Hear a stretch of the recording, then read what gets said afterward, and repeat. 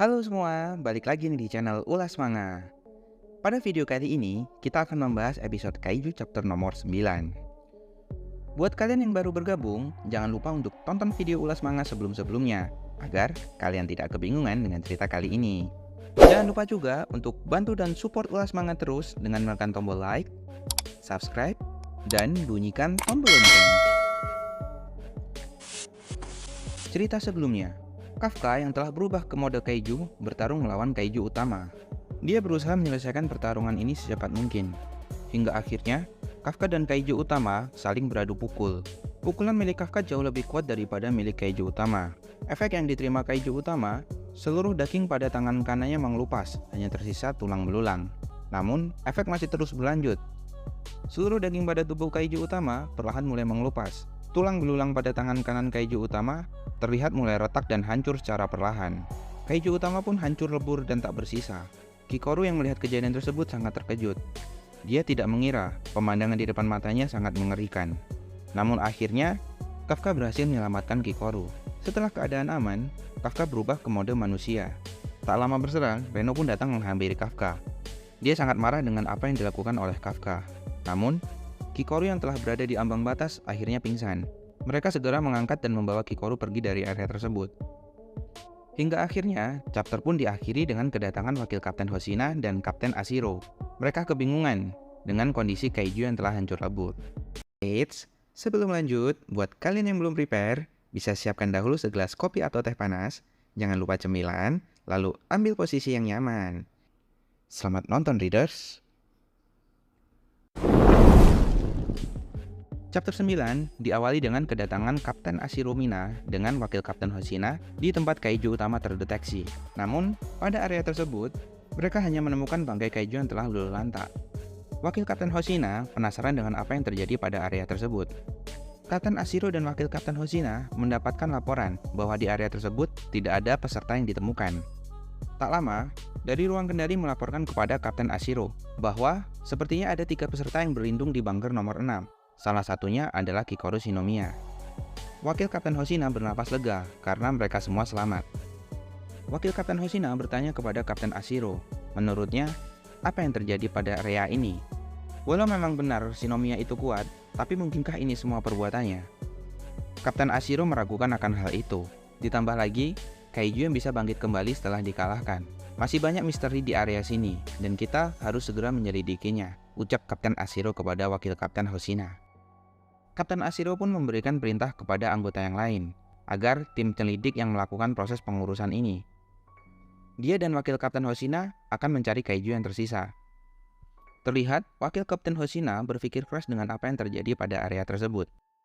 Kejadian pada area tersebut sama seperti kejadian 3 bulan yang lalu saat kemunculan Kaiju nomor 8. Kaiju itu dibunuh oleh seseorang yang tidak diketahui identitasnya. Dia mencoba mencari hubungan antara 2 kejadian berbeda ini. Panel berpindah ke ruang pertolongan pertama. Reno berkata kepada Kafka bahwa dirinya sangat beruntung. Lukanya tidak separah kelihatannya. Kafka sendiri memasang ekspresi kecewa karena dia harus masuk rumah sakit lagi. Reno memberitahukan kepada Kafka bahwa nyawa Shinomiya juga tidak dalam bahaya. Mereka merawatnya dengan fasilitas medis terbaik di pasukan pertahanan. Kafka yang mendengar penjelasan dari Reno, dia merasa tidak terima. Bagaimana bisa hanya Shinomiya yang mendapatkan pelayanan yang terbaik, sedangkan dia juga sama-sama terluka? Reno menjawab keluhan Kafka dengan santai, karena Kafka hanya mengalami sedikit tulang retak. Kafka kembali berkata kepada Reno, hari ini semuanya berlalu dengan cukup menegangkan. Semuanya berlalu dengan sangat cepat, sejak terakhir kali aku bertarung dengan seseorang yang kuat. Itu semua membuatku teringat bahwa mengejar mimpi adalah hal yang penting. Aku tidak boleh menyerah. Bahkan, semaksimal apapun aku berusaha, aku akan tetap kehilangan seseorang.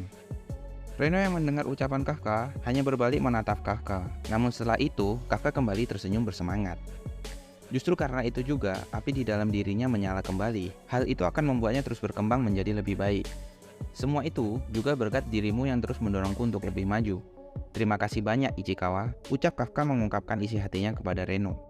Ternyata Kapten Ashiro Mina telah lama berdiri di depan kamar rawat Kafka. Tak lama pun dia masuk ke ruangan tersebut. Hal tersebut sontak membuat Kafka dan Reno terkejut. Mereka tidak menyangka Kapten Ashiro akan menemui mereka di ruang rawat Kafka.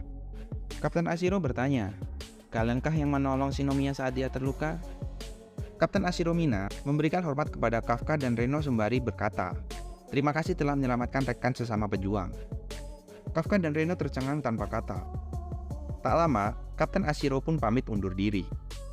Kafka berusaha menahan Kapten Ashiro, namun niat tersebut ia urungkan. Untuk bisa bicara langsung dengannya, pertama aku harus menjadi anggota pasukan pertahanan, ucap Kafka dalam hati dengan percaya diri. Cerita berpindah ke kota Kokubunji, Tokyo. Sebuah berita dari radio seluler disiarkan. Insiden tak terduga terjadi di area latihan peserta pasukan pertahanan. Kaiju yang digunakan untuk ujian tiba-tiba mulai bangkit kembali.